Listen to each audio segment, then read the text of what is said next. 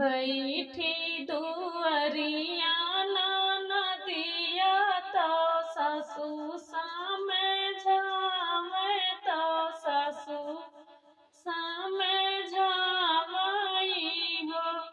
बैठी दुअरिया नदिया तो सासू सामे झावे तो सासू सामे झावई हो।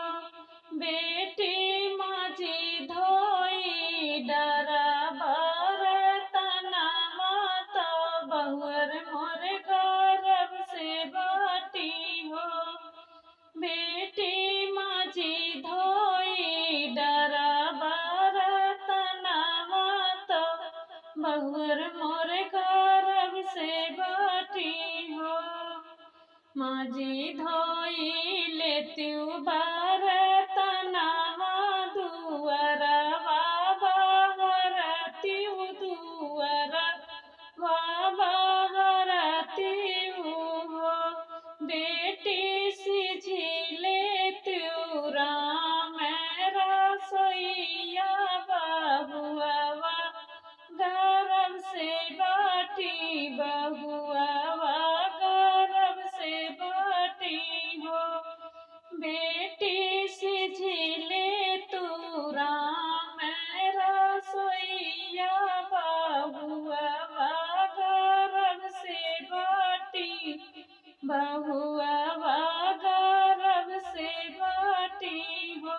नहीं हमें मजब बरतनवा ना झड़ुआ लगई बना झड़ुआ लगई बई हो। माई हमें हाई राजा के बिटिया भोजन ना बनाइब भोजन ना बनाइब हो।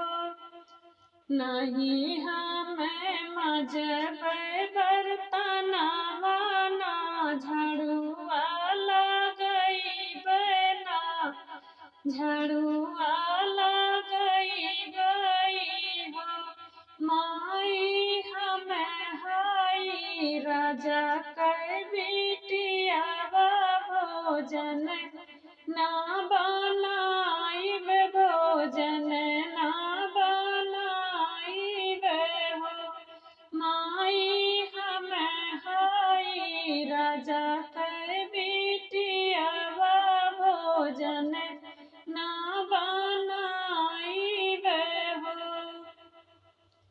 एक मास बीतल दूसर मास औरो तीसर मास औरो तीसर मास हो।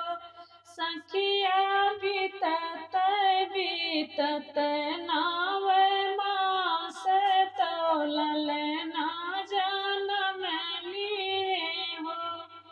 एक मास बीतल दूसर मास औरो तीसर मास औरो तीसर मास हो।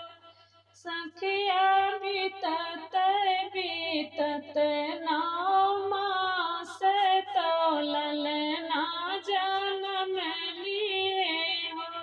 सखिया बीतत बीतत नव मास तो ललना जनम लिए हो।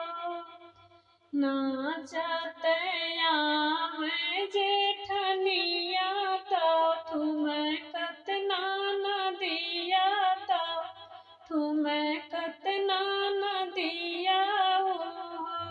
सखिया ठुमकत आम ससुरानी आंगनवा होला सोहर हो। नाचत आवे जेठनिया तो ठुमकत नदिया तो ठुमकत नदिया हो। सखिया ठुमकत आवे अगनवा होला सोहर हो। सासू का दिहली पियरिया जेठानी का चुनरिया जेठानी का चुनरिया हो। सखिया ननदी का ठेंगवा देखावे ननदिया हमरी बैरिन ननदिया हमरी बैरिन हो। सासू का दिहली पियरिया जेठानी का चुनरिया हो। सखिया ननदी का ठेंगवा देखावे ननदिया हमरी बैरिन ननदिया हमरी बैरिन हो। रोवत निकरी ननदिया अगनवा में ठाड़ी भाई अगनवा में ठाड़ी भाई हो। सखिया बहरे से आवे सजनवा बहिनिया रोवत देखाई हो। रोवत निकरी ननदिया अगनवा में ठाड़ी भाई हो। सखिया बहरे से आवे सजनवा बहिनिया रोवत देखाई हो।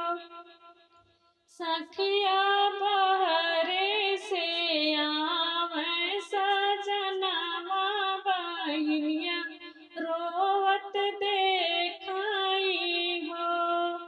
तुही मोरी बहिनी से बहिनी तुही ना हमरी बहिनी तुही ना हमरी बहिनी हो। बहिनी काहे तोहरा मनवा मालिन सुसुकी काहे रोवलु हो।